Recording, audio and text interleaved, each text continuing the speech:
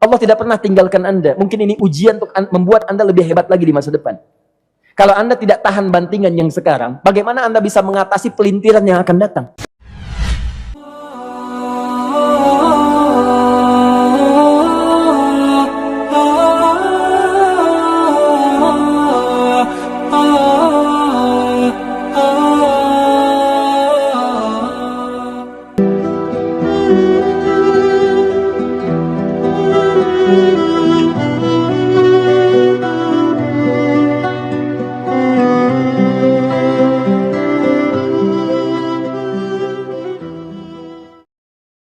Semua keadaan jiwa kita, hati kita, perasaan-perasaan kita sudah lebih dulu bahkan pernah dirasakan oleh Nabi Muhammad SAW.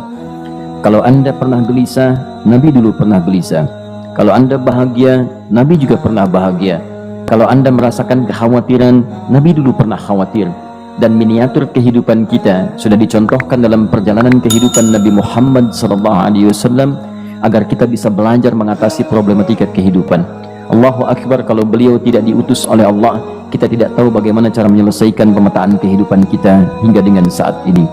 Bahkan satu ketika pernah beliau kemudian dalam masa yang telah panjang berdakwah, qadarullah kemudian ada wahyu yang jeda datangnya tidak seperti biasanya. Biasanya datangnya cepat, berganti hari turun wahyu, ganti pekan turun wahyu. Ini beberapa masa wahyu belum turun. Ada hikmah di balik itu. Teman-teman sekalian, tiba-tiba beliau naik ke atas bukit, wahyu belum turun juga. Pulang ke rumah, belum turun juga. Sampai keadaan itu terlihat oleh kalangan kafir Quraisy dan mereka berkata, lihatlah Muhammad sudah gila, dituduh gila. Jadi kalau Anda cuma dituduh dengan hal-hal yang ringan, dituduh soleh,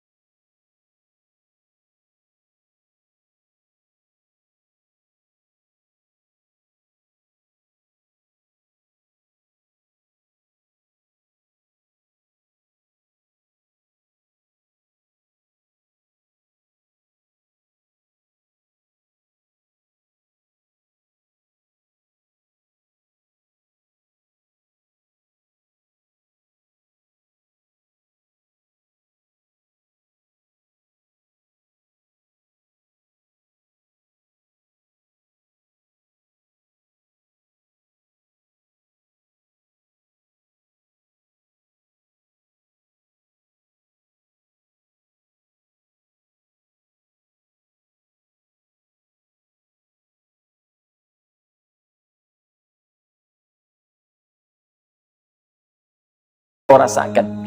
Wal-laili idza saja, dan aku pun bersumpah demi gelapnya malam. Demikian terjemahannya. Bukan sekedar gelapnya malam saja, itu sesuatu yang pekat. Ya, ini belakang kelihatan agak gelap nih. Untuk memberikan proyek, kesini aja Pak, saya cuma ngasih contoh ini. Contoh, saya bukan mengeluh, bukan, ingin memberi contoh. Ya, contoh pada ilustrasi yang mau saya sampaikan. Nggak apa-apa, biarkan saja. Saya mau contoh, kasih kata saja. Ya, ini belakang agak gelap untuk memproyeksikan cahaya ke sini. Tapi yang mau saya sampaikan, kalau gelapnya begitu pekat, semua cahaya ini nggak ada. Cahaya nggak ada nih, sama sekali tidak kelihatan. Saya mau tanya pada Anda, beraktivitasnya mudah atau sulit? Mudah nggak menemukan sendal Anda di luar? Belum tentu. Menemukan jalan keluar pun belum tentu mudah. Anda mesti meraba-raba jalan.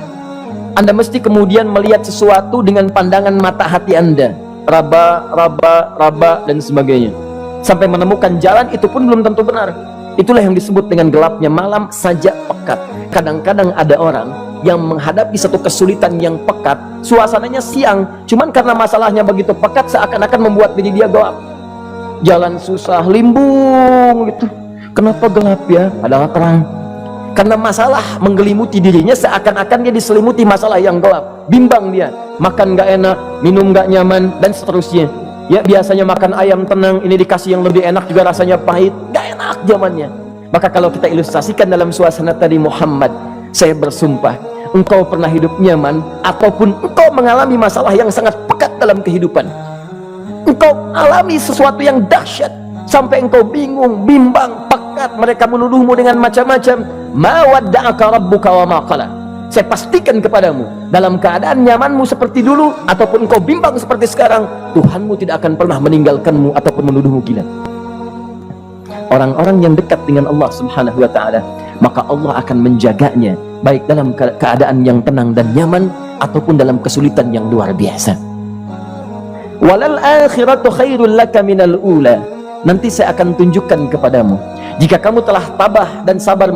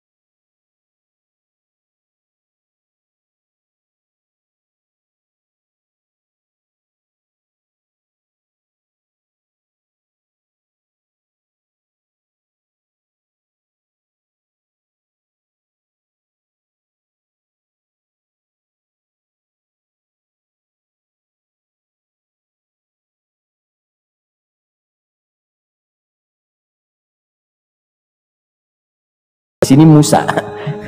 Baik, alhamdulillah. Perhatikan ya, dahsyatnya pemberian Allah kepada Nabi Muhammad SAW.